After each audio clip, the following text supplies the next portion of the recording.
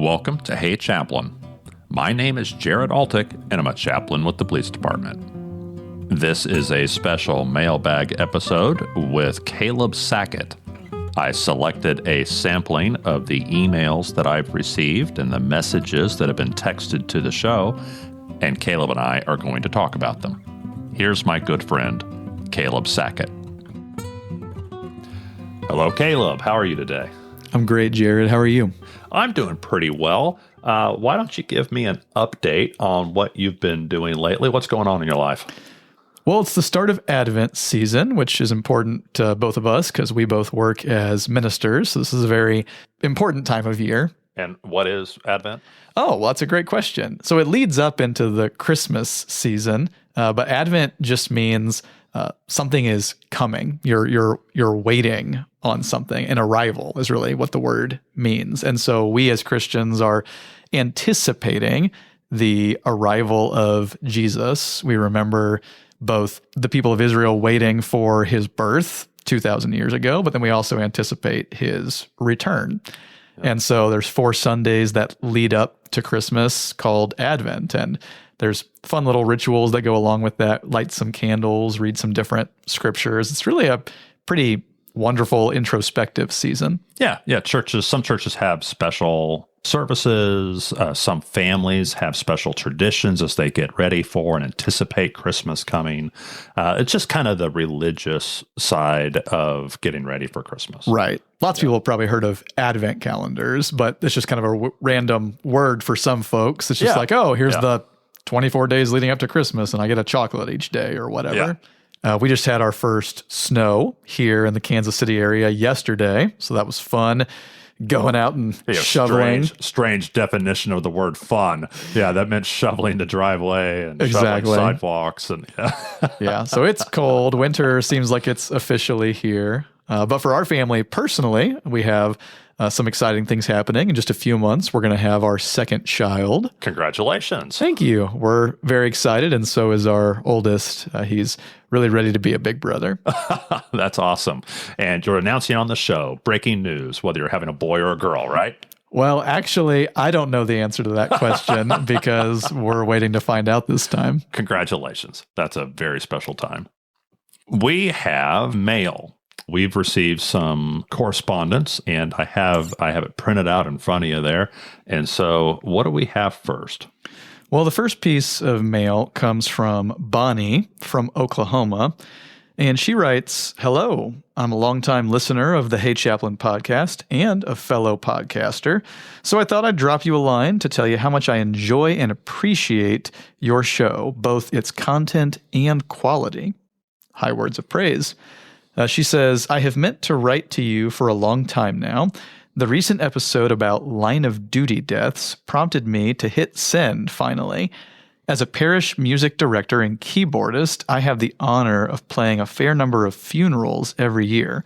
I consider funerals among the most important aspects of ministry and service, similar to, I think, to how you view your role when attending deaths or notifying families of a loved one's death."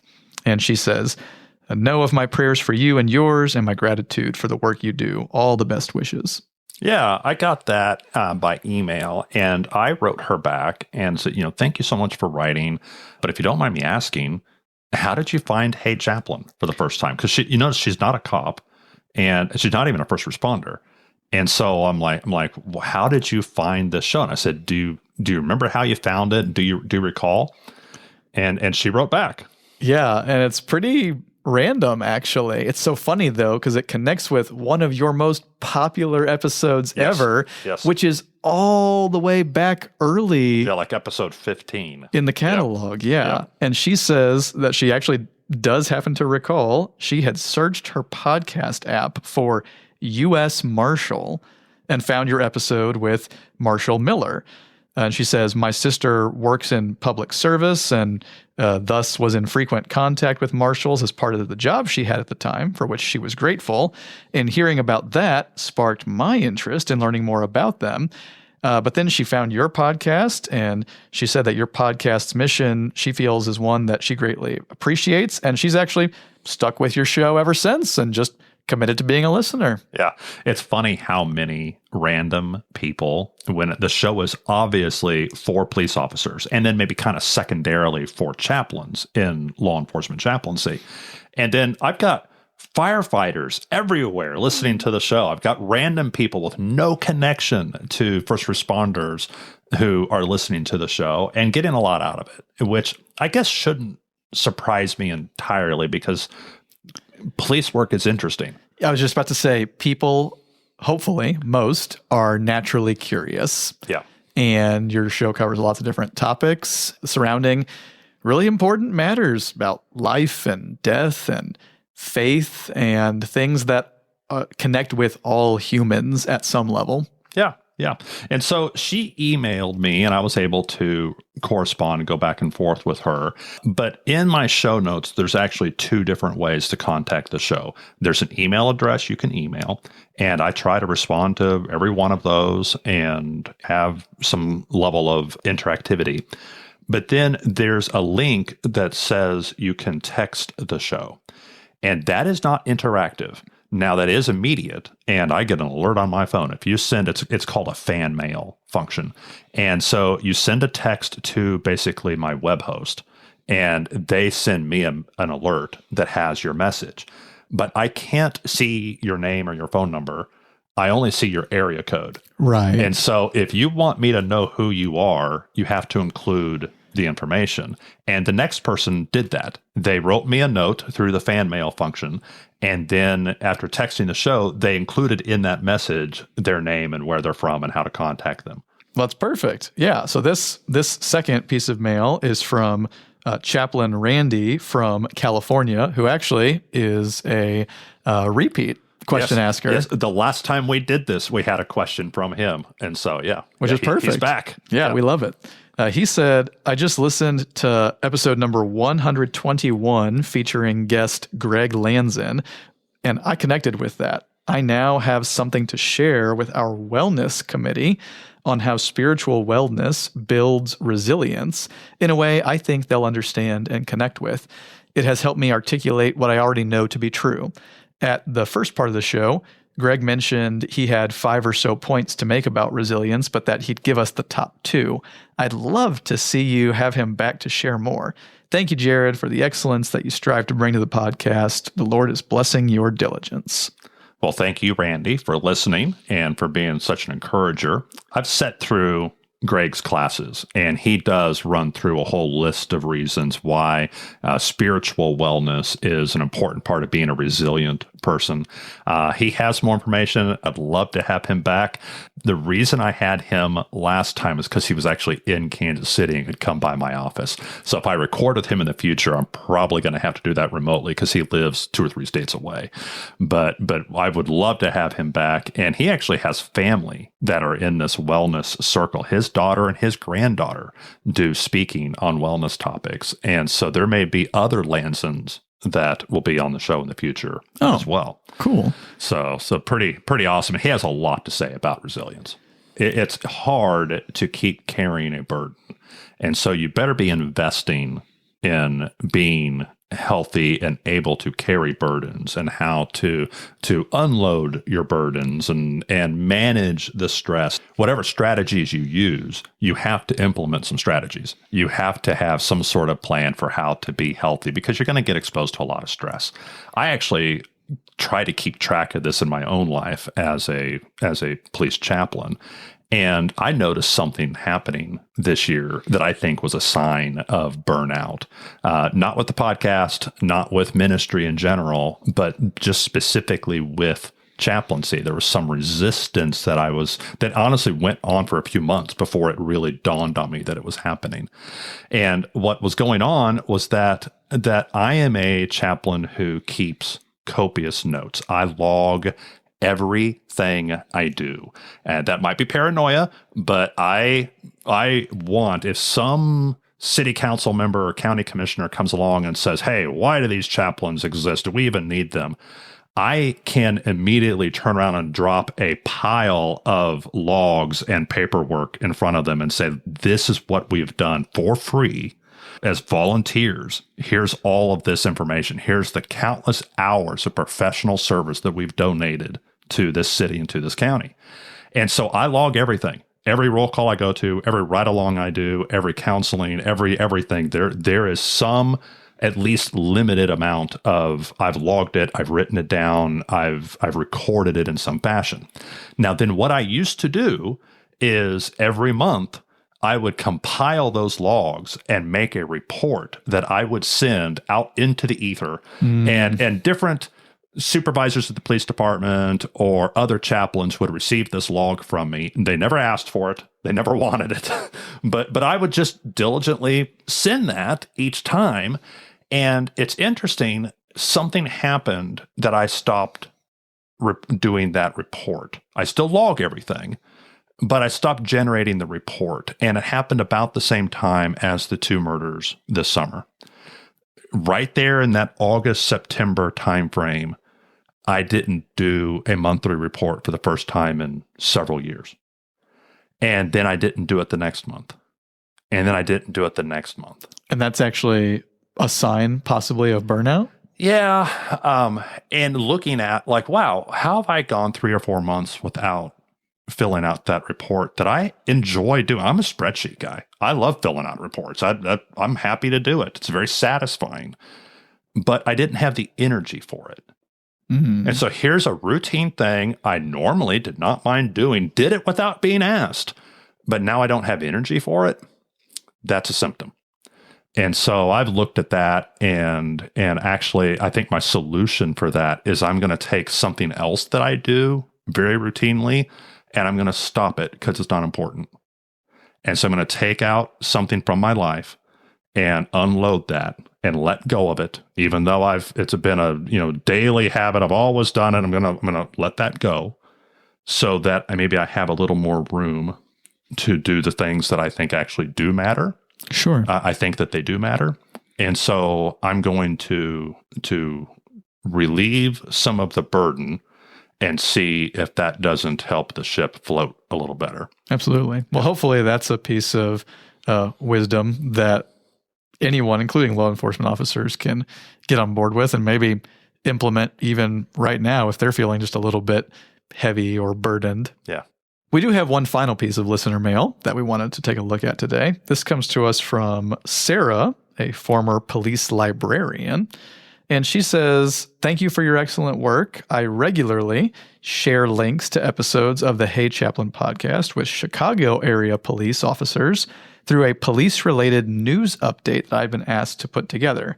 I really enjoy your podcast style and the information you pass along." She mentions that her mother is in hospice, which we're really sorry to hear that. But she says that she's been in contact with the hospice organization's chaplain. She told him about the podcast because the issues that police officers and chaplains face is often similar to the ones that he faces as a chaplain. This hospice chaplain really likes the podcasts and now listens regularly. Keep up the informative, encouraging, and versatile work. Well, we really appreciate people like Sarah sharing the show with people. As we've seen, there's lots of different ways to get into the show. Sometimes people stumble into it while searching for a particular topic on their podcast app of choice. But sometimes just word of mouth is super helpful.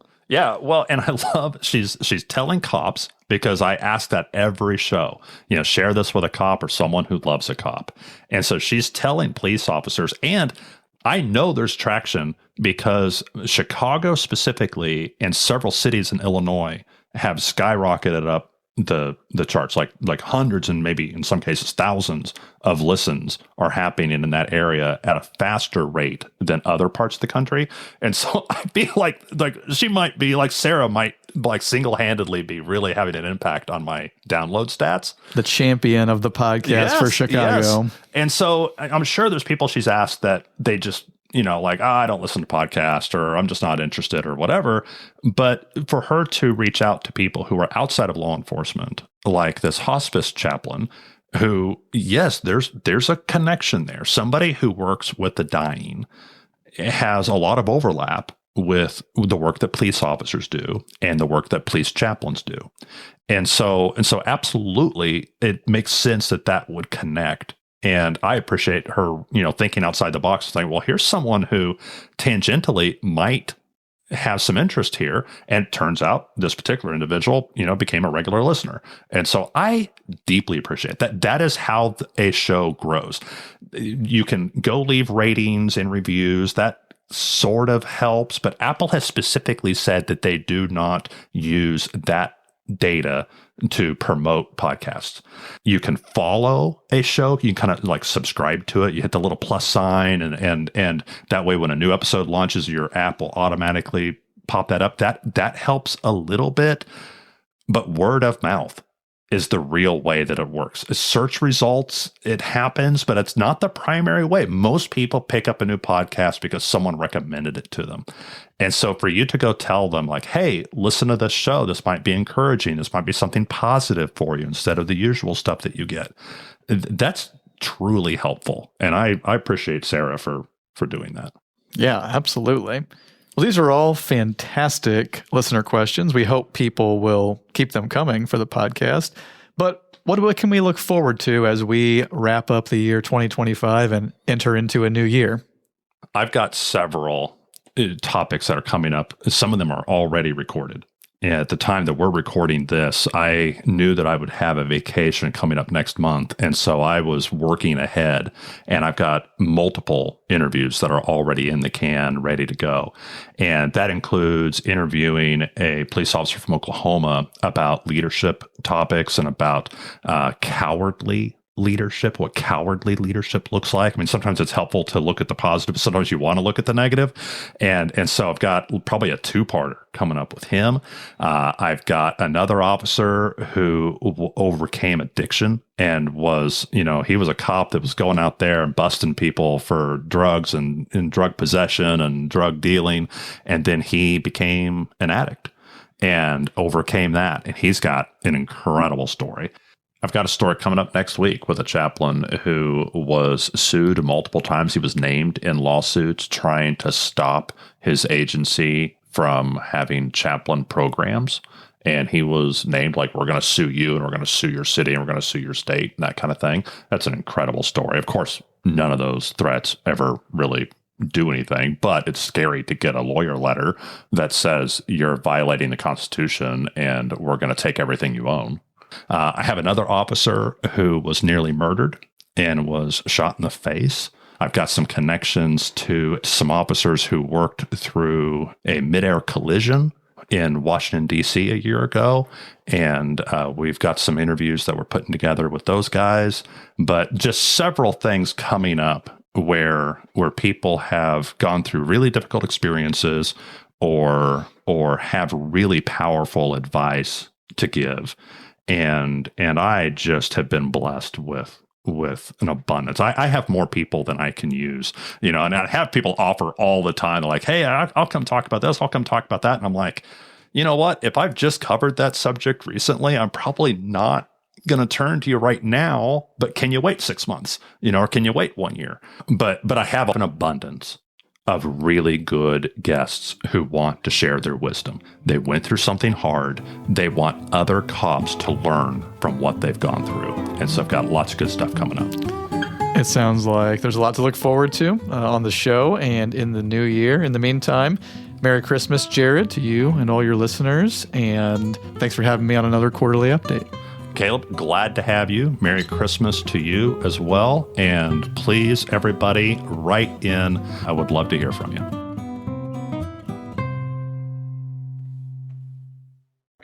We'll get started here.